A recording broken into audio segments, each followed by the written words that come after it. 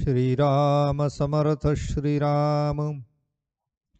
शुकासारिखे पूर्ण वैराग्य जाचे, वशिष्ठा परिज्ञान योगेश्वराचे। कवी वाल्मिका सारिखा मान्य ऐसा, नमस्कार माझा सद्गुरु रामदासा। मला वाटते अंतरित्वा वसावे, तुझ्या दासबोधासित्वा बोध व्हावे। अपत्या परी पाववी प्रेम ग्रासा, महाराज या सद्गुरु रामदासा। जय जय रघुवीर समर्थ, सब संतन की जय। भारत माता की जय। श्रोता वक्ता श्रीराम समर्थ श्रीराम। उपस्थित सर्व आदरणीय साधक बंधू आणि भगिनींनो, श्री समर्थांनी दशक 7 समास 2 मध्ये केलेलं ब्रह्मनिरूपण आपण ऐकत आहोत। ओवी क्रमांक 26 चा पुढील भाग आज आपण पाहणार आहोत। श्रीराम समर्थ श्रीराम। उंच ब्रह्म ते रायासी, नीच ब्रह्म ते परिवारासी। ऐसा भेद तयापासी, मुळीच नाही श्रीराम। सकळासी मिळून ब्रह्म एक, तेथे नाही हे अनेक। रंक अथवा ब्रह्मादिक, तेथेची जाती श्रीराम। स्वर्ग मृत्यू आणि पाताळ, तिन्ही लोकांचे ज्ञाते सकळ। सकळासी मिळून एकची स्थळ, विश्रांतीचे श्रीराम। जय जय रघुवीर समर्थ। श्री समर्थांनी निर्गुण ब्रह्माची आपणास माहिती देत असताना, निर्गुण ब्रह्म कसा आहे हे सांगताना निर्गुणाचं वर्णन समर्थ करतात। आणि ते वर्णन करताना ते म्हणतात, ते उंच ब्रह्म ते रायासी, नीच ब्रह्म ते परिवारासी। ऐसा भेद तयापासी, मुळीच नाही। या जगामध्ये परमेश्वराच्या समोर सर्व सारखे आहेत, कारण आम्ही सर्व परमेश्वराची लेकरे आहोत। जर आम्ही परमेश्वराची लेकरे आहोत असं जर आम्ही म्हणत असाल आणि म्हणतो, तर आमच्यामध्ये परमेश्वर असा भेदाभेद का करील? आणि या सर्व लेकरांसाठी सुद्धा तो परमेश्वर हाही एकच असल्यामुळे तो सर्वांसाठी एकच दया करणारा आहे, तो दयार्णव आहे। म्हणून समर्थांनी दोन्ही बाजू सांगितल्या आहे। जसं आई वडिलांना मुलं हे समान असतात, आणि मुलांना आई वडील सुद्धा समान असतात, एकच असतात। वडिलांचं प्रेम हे जसं 4 मुलांवर सारखं असते, तसं 4 मुलांचा स्नेह वडिलांप्रती सुद्धा सारखाच असला पाहिजे। परमेश्वराच्या डोळ्यासमोर त्याच्या लेकरांवर तो सारखीच माया करणार आहे। म्हणून समर्थांनी इथे उंच ब्रह्म ते रायासी, रायाला उंच ब्रह्म आणि नीच ब्रह्म ते परिवारासी। मग बाकीच्यांसाठी त्या ब्रह्माची काही प्रत बदलली की काय? नाही, ते ब्रह्म सर्वांसारखी सारखंच आहे, सर्वांसाठी सारखंच आहे, साठी आहे। म्हणून समर्थ म्हणतात, ऐसा भेद तया पासी, मुळीच नाही। त्यांच्याजवळ भेद नाहीच। म्हणून तुकाराम महाराजांनी म्हटल्याप्रमाणे, भेदाभेद भ्रम अमंगळ। जर आमच्या परमेश्वरांनी जर लेकरांमध्ये भेद केला नाही, तर लेकरांना सुद्धा भेद करण्याचा अधिकार नाही। म्हणून समर्थ म्हणतात, सकळासी मिळोनी ब्रह्म एक। आपण मागे पाहिलं, परमेश्वर हा एक आहे, सबका मालिक एक, हे वचन सत्य आहे. तो मालिक जो आहे तो म्हणजे निर्गुण परब्रह्म, तो सर्वांसाठी एकच आहे, त्यामध्ये भेद नाही. एकासाठी एक आहे दुसऱ्यासाठी दुसरा आहे असं होणार नाही. एका झाडाला आलेली विविध फळं ही त्याच झाडाची असल्यामुळे प्रत्येक फळ ज्याप्रमाणे ते मधुर असते तसं प्रत्येकाला सुद्धा त्याची जी चव आहे ती सारखीच लागत असते. म्हणून सकळासी मिळून एक ब्रह्म एक, तेथे नाही हे अनेक, तो रंक अथवा ब्रह्मादिक तेथेची जाती. कारण आम्ही सर्व परमेश्वराची लेकरे असल्यानंतर आम्ही शेवटी कोणाला जाऊन मिळणार आहे, त्या एकच परब्रह्माला जाऊन मिळणार आहे. तो रंक असेल किंवा ब्रह्मादिक असतील. म्हणजे नुसतं रंक आणि राव म्हटलं नाही आहे, म्हणजे गरीब आणि श्रीमंत असं म्हटलं नाही. एका बाजूला गरीबातील गरीब आणि दुसऱ्या बाजूला ब्रह्मा विष्णू महेश म्हणजे ब्रह्मादिक, हे सर्व हे सगळेच्या सगळे ते निर्गुण परब्रह्माला जाऊन मिळणार आहे. म्हणून आम्ही अमृतस्य पुत्र हा असं म्हटलेला आहे. अमृतस्य पुत्र आम्ही कधी नष्टच होणार नाही, नष्ट संपणार आहे तो फक्त देह.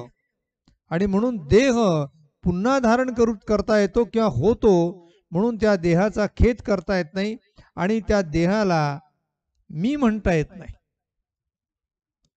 म्हणून समर्थांनी पुढे अजून स्पष्टीकरणार्थ सांगितलं आहे, स्वर्ग मृत्यू आणि पाताळ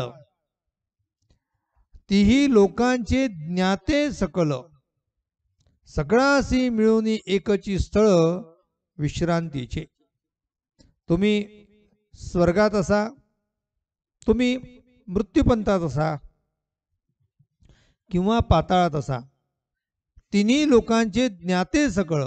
जेव्हा या तिन्ही लोकांमध्ये जे ज्ञानी म्हणजे आत्मज्ञानी होतील ते सगळ्याशी मिळून एकची स्थळ विश्रांतीचे, त्या सगळ्यांना मात्र शेवटी त्याचा जो विसावा आहे तो परब्रह्म आहे. कारण ज्यातून निर्माण झालेला आहे त्यामध्ये तो पुन्हा विलीन होतो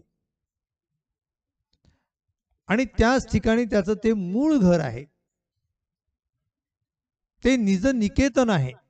आणि म्हणून समर्थ म्हणतात आहे, गुरु शिष्या एकची पद, तेथे नाही भेदाभेद, परी या देहाचा संबंध तोडला पाहिजे श्रीराम. जोपर्यंत आपल्याला देहाचा संबंध आहे तोपर्यंत मनुष्य भेदाभेद करणार आहे. हा भेदाभेद करणे हे मनुष्याचं अज्ञान आहे. म्हणून मी देह आहे असं जोपर्यंत मनुष्य म्हणतो तोपर्यंत त्याच्या डोळ्यासमोर दोन गोष्टी येणारच, म्हणजे द्वैत येणार. म्हणून ते द्वैत तोडून अद्वैत आम्हाला प्राप्त करायचं असेल तर समर्थ म्हणतात त्यांनी देहाचा संबंध तोडला पाहिजे. कारण सुख दुःख हे सुद्धा देहाच्या योगाने जीवाला प्राप्त होतात. म्हणून समर्थांनी देह बुद्धीच्या अंती सकळासी एकची प्राप्ती, एक ब्रह्म द्वितीय नास्ती, हे श्रुती वचन श्रीराम. श्रुतींचं वचन आहे, एक ब्रह्म द्वितीयम नास्ती, ब्रह्म एकच आहे, एकम ब्रह्म द्वितीयम नास्ती. ब्रह्म एकच आहे, ते दोन नाही. म्हणून एक आहे समजल्यानंतर देह बुद्धीच्या अंती, देह बुद्धी संपली की मग त्याला परब्रह्माची प्राप्ती होते. ती त्याच परब्रह्माची प्राप्ती होते ज्या परब्रह्माला आम्ही सर्वांसाठी एकच असलेला तो दाता म्हटलेला आहे, तो जन्मदाता म्हटलेला आहे, तो परब्रह्म आम्हाला प्राप्त होणार आहे. म्हणून साधकाने साधना करत असताना आपल्या जीवनामध्ये येणाऱ्या सगळ्या ज्या विविधता दिसतात आहे त्या विविधतेमध्ये एकता कोणती आहे हे लक्षात आलं पाहिजे.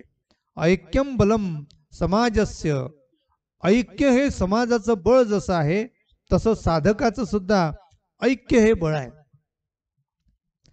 म्हणून आमच्या समोर अनेक देव दिसतात आहे, तरी सुद्धा आम्ही ज्या देवतेची पूजा करतो, ज्या देवतेवर आमची विशेष श्रद्धा आहे, त्या देवतेला सर्व देवांमध्ये आम्हाला पाहता आलं पाहिजे. तुम्हाला संत नरहरी महाराजांचा दृष्टांत माहीत आहे. नरहरी महाराज हे शंकराचे भक्त होते, ते शैव होते. पण नरहरी महाराजांना प्रत्यक्ष पांडुरंगाने दृष्टांत दिला होता. त्यांनी सांगितलं की मी आणि शंकर वेगळे नाही आहे, दोन्ही आम्ही एकच आहोत. नामभिन्नता आहे, तत्वभिन्नता नाही आहे. म्हणून हरी आणि हर हा भेद तिथे दूर करून संतांनी आम्हाला दृष्टांत दिला. संतांना माहीतच होतं हरी आणि हर एकच आहे, हरिहरा ऐक्य हे एकच आहे हे संतांना माहीत होतं, पण इतरांना कळावं म्हणून दृष्टांत दिला जात असतो. या जगामध्ये असलेले जे साधक आहेत त्या साधकांनी सुद्धा आपल्या समोर येणारे कुठलेही संत यामध्ये सुद्धा आम्हाला भेद करता येणार नाही. कारण सर्व संत आम्हाला एकच कल्याणाचा मार्ग सांगतात. आणि आमच्या कल्याणाचा मार्ग कोणता, तर आम्ही ज्यासाठी जन्माला आलो ती प्राप्ती करणे, याचा अर्थ कल्याणाचा तो मार्ग आहे. म्हणून साधू दिसती वेगळाले, पुढची ओवी ती आलेली आहे. साधू दिसती वेगळाले, परी ते स्वरूपी मिळाले. अवघे मिळून एकची झाले, देहातीत वस्तू. अवघे मिळून एकची झाले, देहाने ते भिन्न भिन्न आम्हाला दिसत असतील. संत गजानन महाराज, संत साईबाबा दिसायला दोन, स्वामी समर्थ, एकेका संतांचे नाव जर घेतले तर अनेक संत आमच्या डोळ्याने दिसत आहे आणि प्रत्येक संतांचा बाह्य आकार भिन्न आहे. ज्ञानेश्वर माऊलींची प्रकृती पहा, समर्थांची पहा, तुकोबारायांची पहा. संतांच्या त्या त्या काळानुसार त्या त्या संतांनी अवतार धारण केले आहेत. मग आमची श्रद्धा कोणावर आहे, त्या देवतेला किंवा त्या संताला नमस्कार करताना आमच्यामध्ये हा भाव निर्माण झाला पाहिजे की मी ज्या संतांना नमस्कार करतो त्यांच्यामध्ये अभेदत्व आहे, त्यांनी कधीही भेदाभेद केला नाही, आम्हाला सुद्धा तो अधिकार नाही. मग आमचं मस्तक जेथे ठेवू तिथे तो सद्गुरू प्रगट झाला पाहिजे. मी ठेवितो मस्तक ज्या ठिकाणी, तेथे तुझे सद्गुरू पाय दोन्ही. म्हणजे या शब्दामध्ये मी जिथे मस्तक ठेवतो, मग व्यक्तिभिन्नता राहू शकेल, संतांच्या नामभिन्नता राहू शकेल, देवतांमध्ये सुद्धा अवतार भिन्नता राहू शकेल, तो भगवान कृष्ण असतील किंवा भगवान राम असतील, अवतार भिन्नता राहू शकेल. पण ज्या तुम्ही देवतेला नमस्कार करता ती दिसणारी जरी वेगळी असली तर तुमच्यामध्ये जर अभेदत्व असेल तर मी ठेवितो मस्तक ज्या ठिकाणी, तेथे तुझे म्हणजे कोणाचे, तू ज्याच्यावर श्रद्धा ठेवतो त्याचे, तेथे तुझे सद्गुरू पाय दोन्ही. तुझे म्हणजे त्या सद्गुरूचे तुझे पाय दोन्ही आहेत, या शब्दाचा अर्थ तू ज्या सद्गुरूंवर विश्वास ठेवतो आहे, श्रद्धा ठेवतो आहे, किंवा ज्या तू देवतेवर विश्वास ठेवतो आहे, श्रद्धा ठेवतो आहे, त्याचंच प्रगटीकरण इथे दिसलं पाहिजे. मंदिरामध्ये गेल्यानंतर पांडुरंगाच्या मूर्तीला हात लावताना संत शिरोमणी नरहरी महाराजांना असा क्षणभर भास झाला होता की मी ज्याला स्पर्श करतो आहे ती पांडुरंगाची मूर्ती नाही, तर त्या ठिकाणी माझा भगवंत मल्लिकार्जुन उभा आहे. मी शिवपिंडीला हात लावतो की काय असं वाटलं, आणि ती शंका आल्यामुळे त्यांनी आपल्या डोळ्यावरील पट्टी बाजूला काही वेळ केली, पण पुन्हा तो पांडुरंग उभा दिसला. पण हा भेद ज्ञानप्राप्तीनंतर संपून जातो. भगवंतानी दृष्टांत देऊन सांगितलं आहे की मी तोच आहे, तू जो समजतो तोच मी आहे, फक्त मी वेगळ्या रूपाने नटलो आहे. मला तुम्ही सांगा, परमेश्वर विविध रूपाने या सृष्टीवर विचरण करतोय. तो कधी वृक्षाच्या रूपाने तो आम्हाला डोलताना दिसतो, तर कधी फुलाच्या रूपाने फुलताना दिसतो, तर तोच भगवंत आम्हाला मेघाच्या रूपाने गडगडाट करताना दिसतो, तर पावसाच्या रूपाने तो आम्हाला शीतलता देण्यासाठी धावतो. तोच भगवंत आहे की जो अन्नाच्या रूपाने तुमच्या समोर येतो, आणि तोच भगवंत आहे की जो तुम्ही ग्रहण केल्यानंतर तुम्हाला तो शांतता देतो, तुमची पोटातील जी क्षुधा आहे ती शांत करतो. या जगामध्ये परमेश्वर विविध रूपाने नटला आहे, त्यासाठी आकाराचा कुठेही भेद नाही, कुठेही बंधन नाही. जसे फुलाचे विविध आकार आहेत, फुलाचे विविध रंग आहेत, परंतु फुलामध्ये येणारा जो गंध आहे तो सुगंधच आहे. त्याप्रमाणे या जगामध्ये विविध दिसणारा जो आम्हाला भगवंत आहे तो वेगवेगळ्या रूपाने नामाने नटलाय, पण तो मुळात नामातीत आहे, हे कधीही विसरू नये. म्हणून आम्ही आमच्या संतांना नमस्कार करताना आम्ही इतर संतांचा कुठल्याही प्रकारचा अधिक्षेप होणार नाही याची काळजी घेतली पाहिजे.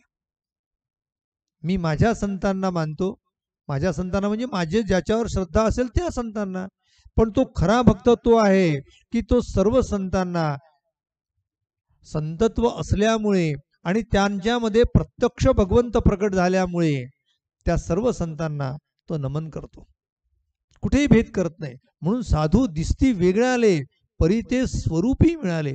स्वरूपाच्या दृष्टीने विचार केला, बाह्यरूप भिन्न आहे, पण स्वरूपाच्या दृष्टीने ते एकच आहे. आम्हाला आमची आई, जेव्हा आम्हाला आमची आई वाटते तेव्हा तो साधक आहे, पण तो साधक त्या साधनेतून जेव्हा फलिद्रूप होतो त्याची साधना, तेव्हा त्याची आई त्यांना इतर सगळ्या स्त्रियांमध्ये दिसू लागते, तेव्हा त्याची साधना पूर्ण होते. माझा भगवंत जेव्हा मला माझ्या मूर्तीत दिसतो आहे, माझ्या मूर्तीत म्हणजे मी ज्या मूर्तीमध्ये भगवंत मानतो त्या मूर्तीत मला भगवंत वाटतो आहे, तो साधक आहे. पण त्या साधकाची ती साधना फलद्रूप तेव्हा होईल की जेथे जातो तेथे तू माझा सांगाती, जिथे नजर टाकाल तिथे भगवंत दिसतोय. आमच्या संत सावतामाळ्यांना कांदा मुळा भाजी अवघी विठाबाई माझी, म्हणजे संत सावतामाळ्यांना तो विठ्ठल तो कांदा मुळा भाजीमध्ये सुद्धा दिसत होता, चराचरात तो दिसत होता. अर्थ याचा आहे की या जगामध्ये परमेश्वराखेरीज काहीही शिल्लक नाही आहे. आम्हाला भेद दिसतो आहे याचा अर्थ आम्ही मायेत आहोत, भेद दिसतोय याचा अर्थ आम्ही अजून द्वैतात आहोत. म्हणून ते द्वैत टाकून आम्ही अद्वैत स्वीकारावं, हाच आग्रह संतांनी परब्रह्म शोधताना परब्रह्म जाणताना सांगितलेला आहे. म्हणून समर्थ म्हणतात, साधू दिसती वेगळाले परी ते स्वरूपी मिळाले, अवघे मिळूनी एकची झाले देहातीत वस्तू. तो देहातीतच आहे ना. देहातीत वस्तू म्हणजे परब्रह्म. वस्तू हा शब्द परब्रह्मासाठी वापरतो हे आपण अनेकदा पाहिलेलं आहे. म्हणून तो देहातीत वस्तू म्हणजे देहामध्ये नाहीच आहे. देहातला सोडून जो उरतो तो परब्रह्म आहे. तो सर्वांमध्ये आहे. नाथांनी गाढवाला पाणी पाजलं. तुम्हाला दिसते ते गाढवाला पाणी पाजलेलं, पण नाथांना त्या ठिकाणी परब्रह्म दिसलेला आहे. त्याला गरज आहे, त्यांनी मदत केली आहे. श्वाना मागे धावे नामा घेऊन या तुपवाटी. आमच्या दादांनी केलेलं भजन होतं ते. त्या श्वानाच्या मागे म्हणजे त्या कुत्र्याच्या मागे ती तुपाची वाटी घेऊन नामदेव महाराज धावले. का धावले? की मग तुला ती बाटी, ती तुम्हाला रोटी, ती तुला तुपाशिवाय गोड वाटणार नाही, म्हणून हा तूप घे. ते कुत्र्याच्या मागे धावले नाही, परब्रह्म तिथे सुद्धा आहे हे त्यांनी दाखवून दिलं आहे. आणि खरंच जेव्हा प्रत्यक्ष परब्रह्म तिथे प्रकट झाले तेव्हा नामदेव महाराजांनी सुद्धा जगाला ते सांगितलं की जगामध्ये कुठेही भेद नाही. एकतत्व नाम. आमचे नामदेव आमचे संत नाव ज्ञानेश्वर माऊली म्हणते आहे, एकतत्व नाम दृढ धरी मना. एकतत्व नाम म्हणजे कोणतं? तत्त्वनाम. ते नाम एकच आहे, तो नामीही एकच आहे. एकतत्व नाम दृढ धरी मना, हरिसी करुणा येईल तुझी. ते नाम सोपे रे रामकृष्ण गोविंद, वाचेशी सद्गत जपा आधी. तुम्हाला जर परमेश्वराला जाणायचं असेल, परब्रह्माला जाणायचं असेल, तर हा भेद टाकून त्या नामाच्याही पलीकडे तो नामी एकच आहे हे ओळखलं पाहिजे. म्हणून भगवंत नामातीत मानलेला आहे. म्हणून समर्थ म्हणतात आहे, ब्रह्म नाही जुने, ब्रह्म नाही नवे जुने, ब्रह्म नाही अधिक उणे, उणे भाविल ते सुणे, देह बुद्धीचे श्रीराम. आता इथे समर्थांनी कडक शब्द वापरले आहेत, ते समजले पाहिजे. समर्थ म्हणतात ब्रह्म हे नवही नाही आणि जुने नाही. आता नव नाही याचा अर्थ आत्ता निर्माण झालेला नाही, आणि जुनं नाही याचा अर्थ त्याच्यानंतर कोणतं दुसरं निर्माणही झालं नाही. याचा अर्थ परब्रह्म आहे तसं आहे, कारण त्या कालातीत आहे, ते नवजुनं होणार नाही. ब्रह्म नाही अधिक आणि उणे, ते कमी पण नाही आणि अधिक पण नाही. अधिक त्या गोष्टी होऊ शकतात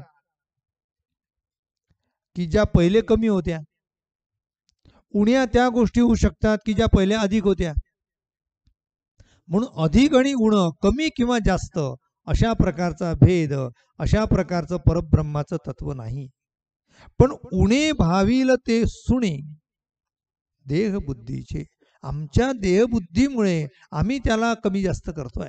देहबुद्धीमुळे, आमच्या देहबुद्धीमुळे आम्ही भगवंताचं रूप भिन्न मानतोय. परंतु तुम्ही आणि परमेश्वर तत्व हे सुद्धा भिन्न नाही. मग तर तुमची देहबुद्धी पडली, देहबुद्धी टाकली की परब्रह्म तत्व तुमच्याच जवळ आहे. म्हणून समर्थ पुढे म्हणतात, देह बुद्धीचा संशयो करी समाधानाचा क्षयो, चुके समाधानाचा समयो देह बुद्धी योगे श्रीराम.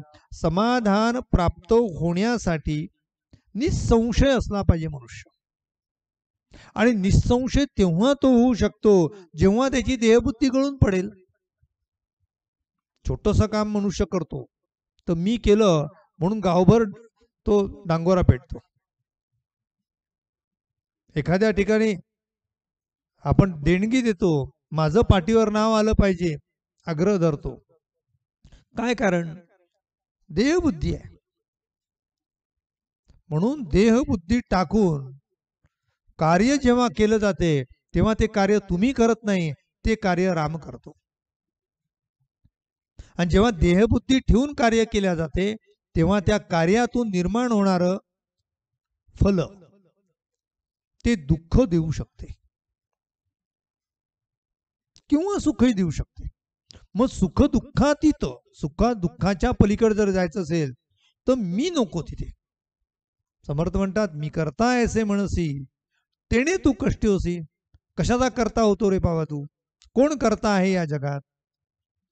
मी करतो असं म्हणून सुद्धा लोक त्या उद्या मी करेल असं म्हणणारे आज मरणारे आहेत. मी आत्ता देतो म्हणणारे दुसऱ्या क्षणाला जाणारे आहेत. कशाचा करता? कोण करता? करता राम आहे. सकल करणे जगदीशाचे, सगळं परमेश्वर करणार आहे. ही श्रद्धा जर माणसाच्या मनामध्ये दृढ असेल तर कुठल्याही प्रकारची भीती माणसाला वाटणार नाही, कुठल्याही प्रकारची शंका माणसाच्या मनात निर्माण होणार नाही, आणि मी करता हा भाव नसल्यामुळे दुःखही उत्पन्न होणार नाही. म्हणून मी करता ऐसे म्हणसी तेने तू कष्टी होसी. मी करता म्हटल्यामुळे दुःख आहे, आणि मी म्हणजे मी देहाला मी समजतो. सगळं जर करणारा परमेश्वर आहे तर मी म्हणणारा परमेश्वरापेक्षा भिन्न कसा राहील? म्हणजे मी ज्या देहामध्ये समाविष्ट आहे तो देह म्हणजे मी आहे असा भाव धारण करणाऱ्याला भगवंत भेटणार नाही. म्हणून समर्थ म्हणतात, देहबुद्धीचा संशयो, देहबुद्धी करी समाधानाचा क्षयो, तो नाश करतो. क्षय करणे म्हणजे नाश करणे. तो समाधान नष्ट करून टाकतो माणसाचं. आणि सुखे समाधानाचा समयो देहबुद्धी योगे, देहबुद्धीच्या योगामुळे माझा समाधान भंगते आहे. म्हणून समाधान प्राप्त करायचं असेल तर सगळं भगवंत करणार आहे, यावर श्रद्धा ठेवावी. देहाचे जे थोरपण तेची देहबुद्धीचे लक्षण, मिथ्या जाणोनी विचक्षण निंदिती देहो श्रीराम. साधू संत देहाची निंदा करतात. देहाची निंदा का करतात? लोक देहाला चिटकून बसतात म्हणून निंदा करतात. समर्थांनी तर म्हणजे नरदेह स्तवन केलेलं आहे. नरदेह स्तवन म्हणजे धन्य धन्य हा नरदेहो येथील अपूर्वता पाहो.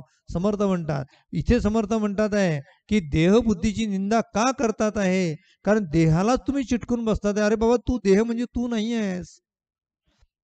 तू म्हणजे कान नाही, तू म्हणजे डोळा नाही, तू म्हणजे हात नाही, तू म्हणजे पाय नाही, तू म्हणजे पोट नाही, तू म्हणजे कान नाही, तू म्हणजे या शरीरातला कुठला अवयव नाही, तू म्हणजे रक्त नाही, तू म्हणजे मांस नाही, तू म्हणजे हाडं नाही, तू यापेक्षा पलीकडे आहे.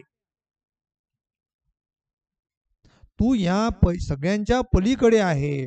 म्हणून तू ज्याला तू म्हणतो आहे तो तू हा नष्ट होणार आहे. तू कोणाला तू म्हणतोय किंवा कोणाला तू मी म्हणतोय? या देहाला मी म्हणतोय. हा देह नष्ट होणार आहे. म्हणून समर्थ म्हणतात आहे, देहाचे जे थोरपण, देहाचं जे थोरपण आहे, देहाचं थोरपण कोणतं आहे? एक तर मी देहाला मी स्वतःला मी समजतो. आता त्या मीला प्राप्त होणाऱ्या ज्या ज्या गोष्टी आहेत त्याचा माणसाला अहंकार येतो. पहिला अहंकार देहाचाच आहे, त्याला देहाभिमान म्हटलाय. तो देहाभिमान कसा आहे की मी सुंदर आहे. माणसाला सौंदर्याचा इतका अभिमान असतो, बरं त्याची ती काहीच कमाई नाही आहे. तुम्ही जर म्हणाल की एखादा व्यक्ती सुंदर असेल, रूपाने देखणा, तो जर देखणा असेल तर देखण्याने त्याची स्वतःची त्यामध्ये काय कर्तृत्व? प्रश्नाचं उत्तर द्या. तो गोरा असेल, मान्य, सरळ नाक असेल, चाफे कळी सारखे त्याचे नाक असेल, कमळासारखे डोळे असतील, त्या सौंदर्यामध्ये त्याचं जे वर्णन केलेलं आहे त्या वर्णनामध्ये तो सगळा बसला असेल. मग या सगळ्या सौंदर्यामध्ये त्यांनी काय मेहनत घेतली हो? तुझ्या सामर्थ्याने तू गोरा झाला, तुझ्या सामर्थ्याने तुझं नाक सरळ आहे, तुझ्या सामर्थ्याने तुझे डोळे बोलके आहेत, हसरे आहेत, तुझ्या सामर्थ्याने तुझ्या गालावर खळी पडते आहे, तुझ्या सामर्थ्याने तुझं रूप तयार झालेलं आहे. रूप हे माझं सामर्थ्य नाही, हे आमच्या माता पित्यांनी ते देऊ केलेली देणगी आहे. म्हणून धन्यच म्हणायचं असेल तर मला नाही, धन्य माझ्या माता पित्यांना म्हटलं पाहिजे. जर योगाने आम्हाला जर सौंदर्य प्राप्त झालं असेल तर, नसेल तरी ते काही सौंदर्य हे कायम राहणार नाही, ते नष्ट होणार आहे.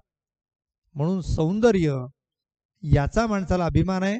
सौंदर्याला, स्वतःच्या देहाच्या सौंदर्याला तो स्वतःची संपत्ती समजतो आहे, रूपसंपत्ती.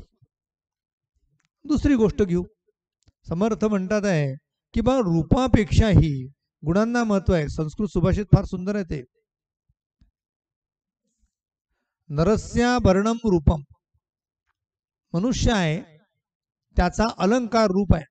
कारण प्रथम दर्शनी जो चांगला दिसतो, नीटनेटका दिसतो, त्याच्याकडे मनुष्य प्रथम दर्शनी आकर्षित होतो. आणि हीच फसण्याची जागा आहे, लक्षात ठेवा. ही फसवी जागा आहे. जशी त्या पाण्यातून जात असताना शेवाळातला दगड असतो, त्याच्यावर शेवाळ चढलेले असते, निसटण्याची तीच जागा आहे. तिथेच घसरतो आणि तिथेच पडतो, बाकी ठिकाणी कुठेच पडत नाही. तसं निसटण्याची जागा कोणती आहे तर पहिलं आहे ते देखणं रूप.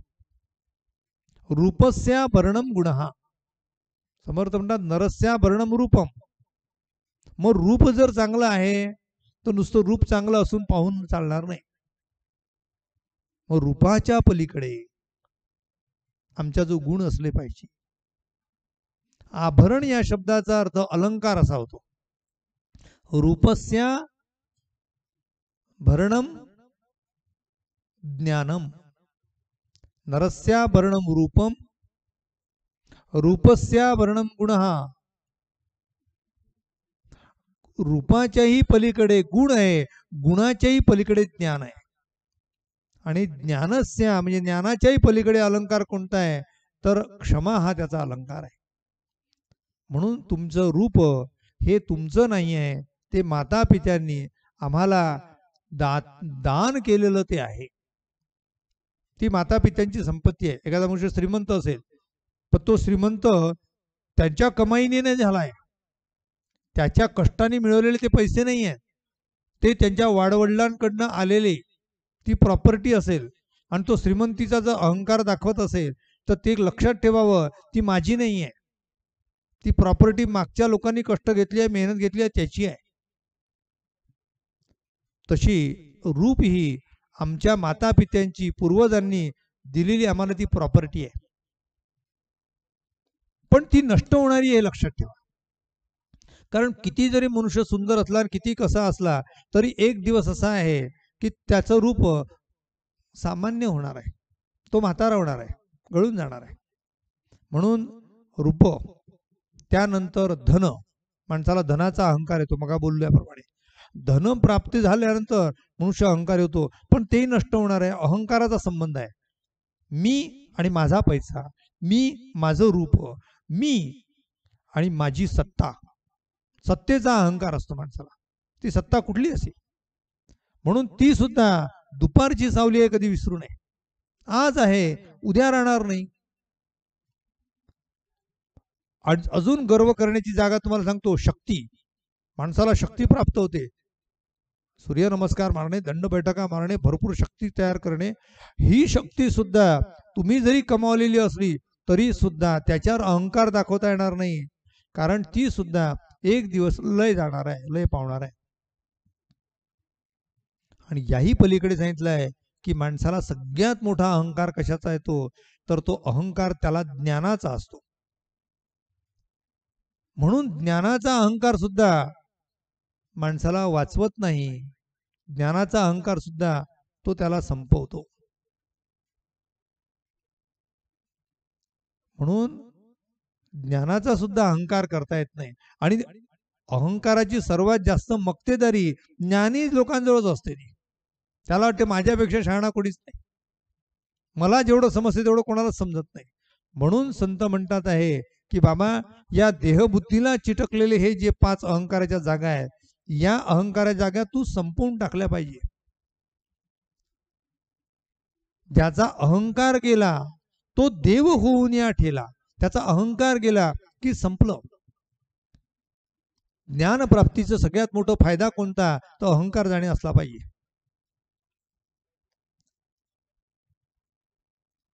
म्हणून समर्थ म्हणतात आहे की ऐक, देहाचे जे थोरपण तेची देहबुद्धीचे लक्षण. देहबुद्धीचं लक्षण आहे आणि हेच लक्षण आपल्याला त्रासदायक आहे. समर्थ म्हणतात मिथ्या जाणून विचक्षण निंदती देहो श्रीराम.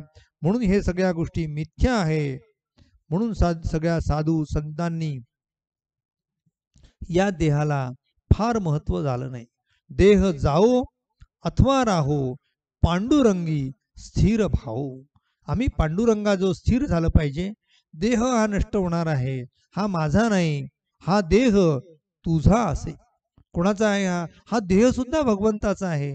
माझा कशाचा आहे? मी म्हणेल माझा नाहीच आहे. मग माझा नसताना सुद्धा देह माझा आणि मी त्या देहातला मालक असं समजू नका.